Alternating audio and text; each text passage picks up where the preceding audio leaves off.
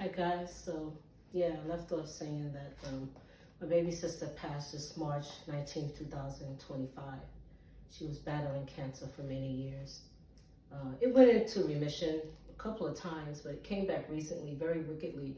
In January, the doctors told her she needed to go in the hospice, and she didn't want to be in a facility, so she came home. She wanted to be home, and her husband wanted her to be home, and so she came home, and I was living in New York, working in New York. Actually, I just relocated last September 2024. Just got a job there. Anyway, so I came down just for 3 weeks and see how my sister was doing, and I didn't know what to expect once I arrived here. And once I got here, I was really blown away because I was faced with the reality that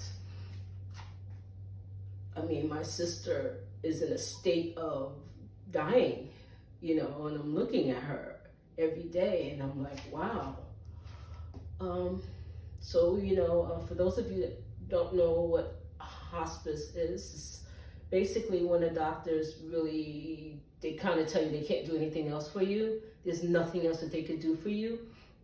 And when you're in hospice, they give you not drugs, for example, morphine, because morphine is a very powerful drug and it takes away the pain. So they give you that to comfort you, so you're not lying there waiting to pass away in tremendous pain.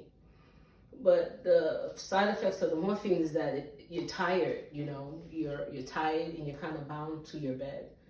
So she was able to get up a couple of times, One time she got up in the middle of the night and got dressed. She called her husband, who was downstairs, and she was upstairs, and she was like, she wanted some sherbet ice cream, or icy.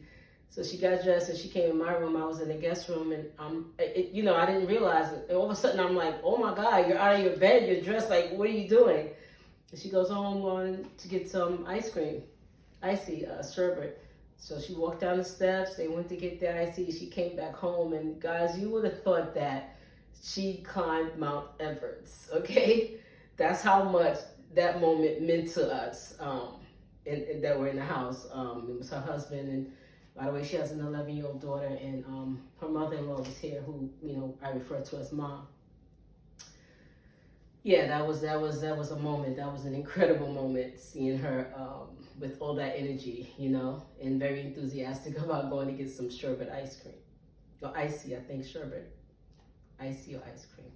But yeah.